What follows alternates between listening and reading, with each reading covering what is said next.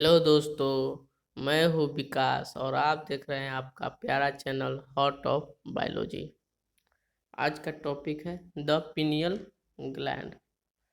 Please इस channel को subscribe कर दीजिए, लाइक कर दीजिए और ज़्यादा से ज़्यादा शेयर कर दीजिए। मेरे द्वारा पढ़ाया गया टॉपिक जो भी टॉपिक के को पढ़ने के बाद आपको दूसरा टॉपिक पढ़ने का ज़रूरत नहीं पड़ेगा। मैं NCERT line by line पढ़ाऊँगा।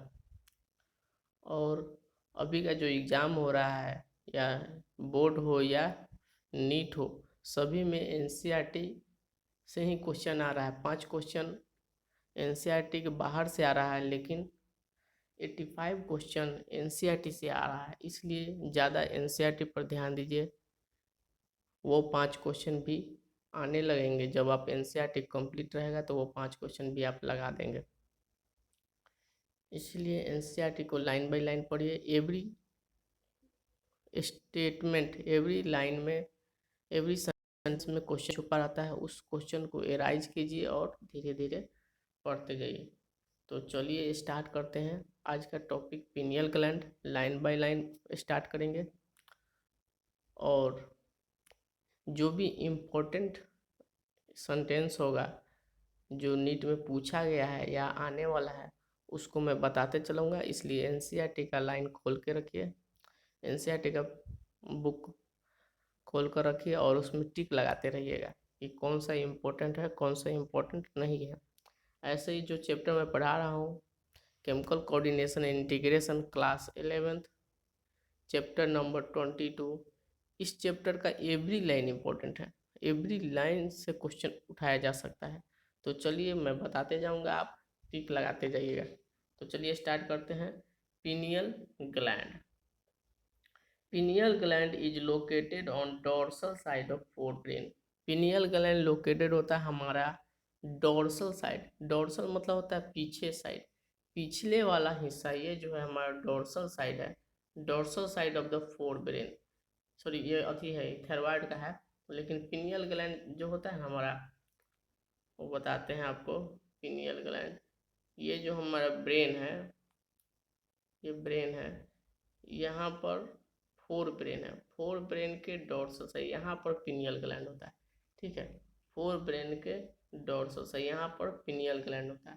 Shankar भगवान में 3 आँख होता है ना, उसी को पिनियल ग्लैंड कहते हैं। हम लोग के अंदर पाया जाता है, शंकर भगवान के बाहर पाया जाता है पिनियल ग्लैंड। पिनियल हार्मोन कोल मेलाटोनिन। पिनियल ग्लैंड जो है वो एक हार्मोन को सीक्रेट करता है जिसको हम लोग मेलाटोनिन कहते हैं। Melatonin play important role in the regulation of 24 hour rhythm of our body. Melatonin जो है एक इम्पोर्टेंट रोल अदा करता है, जो कि है 24 hour diurnal rhythm of our body. इसका फंक्शन क्या है वो याद करना बहुत ज़्यादा इंपॉर्टेंट है। इसलिए फंक्शन याद कर लीजिएगा कि यह 24 आवर ड्यूनल रिदम का फंक्शन है इसका। फॉर एग्जाम्पल, और भी इसका एग्जाम्पल है, जैसे maintaining the normal rhythm, sleep wake, जैसे कब सोना है कब उठना है। हम लोग को अगर आदत है 12 बजे सोने का तो 12 बजे सो जाते हैं, नींद आ जाती है। सुबह 5 बजे उठने का आदत है तो सुबह 5 बजे नींद खुल ही जाती है, चाहे आप कितना भी लेट से सो। तो ये स्लीप वेक का इसका होती है। बॉडी टेम्परेचर, हम लोग का बॉडी टेम्परेचर 37 डिग्री सेल्सियस होता है, उतना यह मेंटेन किया रहता है। 37 डिग्री सेल्सियस हमेशा हमारे शरीर में मेंटेन किया रहता है। ठीक है, इसके अलावा मेलाटोनिन इन्फ्लुएंस द मेटाबॉलिज्म, यह हमारे शरीर में मेटाबॉलिज्म का काम करता है। पिगमेंटेशन, हमारा जो स्किन कलर है, ये सब में मदद करता है मेलाटोनिन। किसी में ज़्यादा मेलाटोनिन होता है तो वह ब्लैक कलर हो जाता है, डार्क हो जाता है। किसी में मेलाटोनिन बहुत कम होता है, वह वाइट कलर का हो जाता है, बहुत ज़्यादा वाइट कलर का हो जाता है। और दोनों में अगर इक्वल रहता है तो वह मुलाटा कहते हैं, उसे मुलाटा कहते हैं। जो हमारे इंडियन जो कलर है वो मुलाटा है ज़्यादातर। मेंस्ट्रुएशन साइकिल, फीमेल में जो मेंस्ट्रुएशन साइकिल है 28 दिन पे जो होता है, उसे यह 28 दिन पे मेंस्ट्रुएशन साइकिल करवाता है। मतलब यह इसे टाइम पूरा याद रहता है, कब क्या करना है कब क्या नहीं करना है। और डिफेंस कैपेबिलिटी, किसी से बचाने के लिए, वायरस इन्फेक्शन ये सबसे बचाने के लिए भी पिनियल ग्लैंड बहुत ज़्यादा इम्पोर्टेंट है। तो इसे याद कर लीजिएगा कि पिनियल ग्लैंड जो है वो लोकेटेड होता है dorsal side of the forebrain. यह मेलाटोनिन सीक्रेट करता है। यह जो 24 आवर ड्यूनर रिदम हमारे बॉडी को कंट्रोल करता है। और यह sleep wake body temperature metabolism pigmentation menstrual cycle और डिफेंस मैकेनिज्म पर काम करता है। ठीक है, चलिए अब स्टार्ट करते हैं। Thyroid. Thyroid gland. Thyroid is composed of two lobes which are located either side of the trachea. Both are lobes are interconnected with the flap connective tissue called isthmus। देखिए यह हमारा थायराइड, यह हमारा thyroid है और thyroid का दो lobe है। ये थायराइड है, थायराइड का दो लोब है, दोनों कनेक्टिव टिश्यू से कनेक्ट होता है। ठीक है, दोनों कनेक्टिव टिश्यू से कनेक्ट होता है। दोनों ये ट्रेकिया है, ट्रेकिया के दोनों साइड पाया जाता है थायराइड।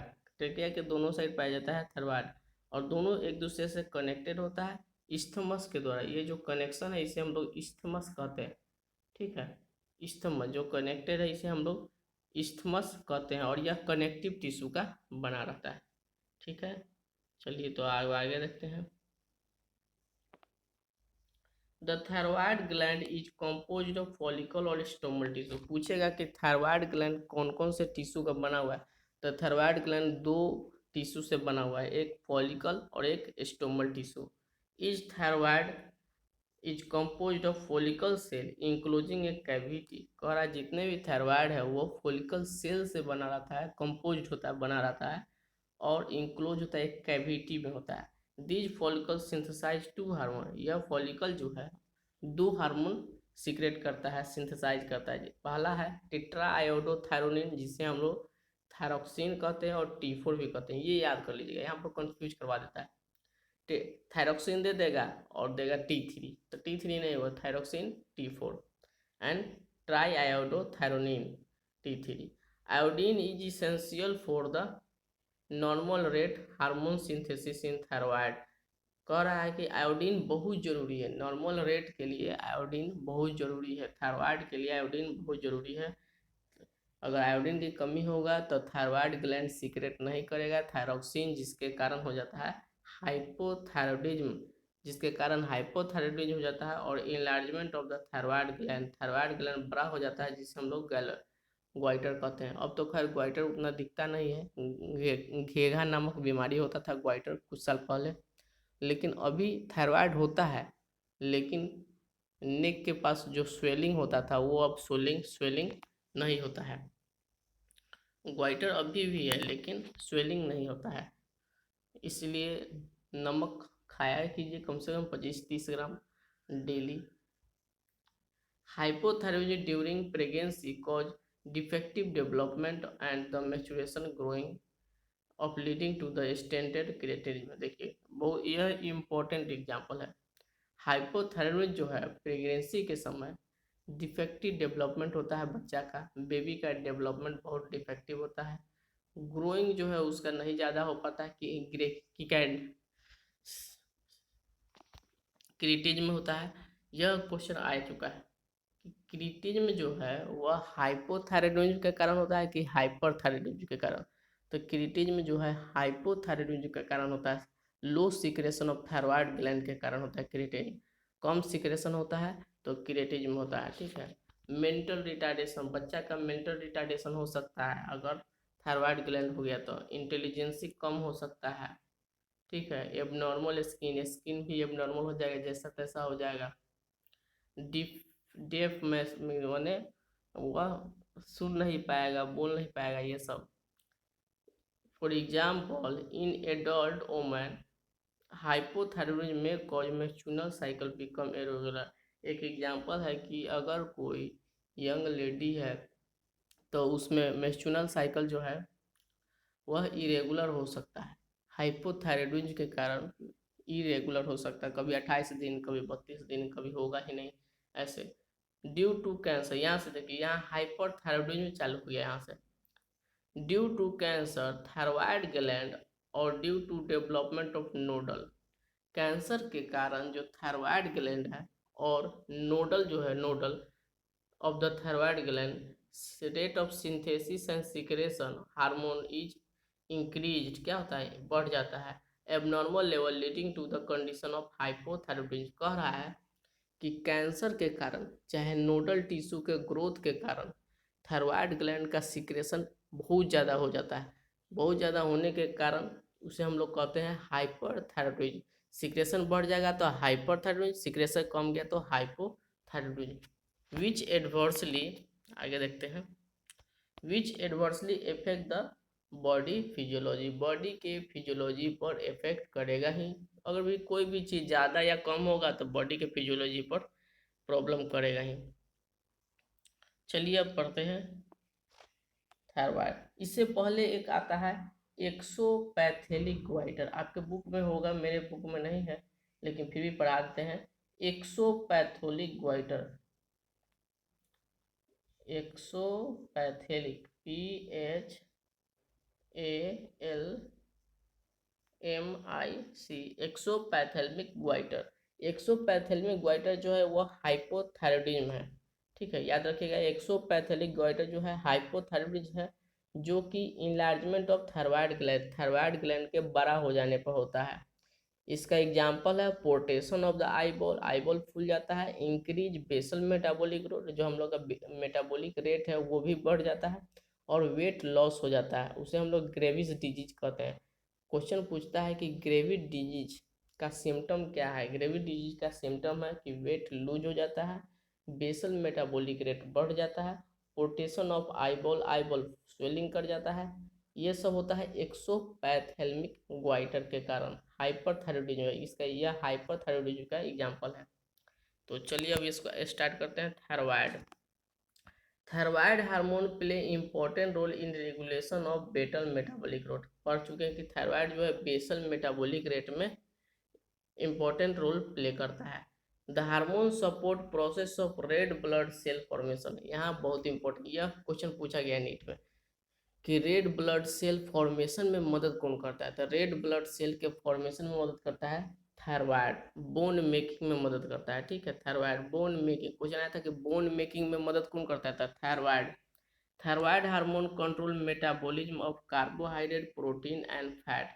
थायराइड हार्मोन जो है वह कंट्रोल करता है कार्बोहाइड्रेट, मेटाबॉलिज्म एंड फैट, ठीक है। थायराइड हार्मोन जो है मेटाबॉलिज्म किसका करवाता है, तो कार्बोहाइड्रेट, प्रोटीन और फैट, कार्बोहाइड्रेट, प्रोटीन और फैट।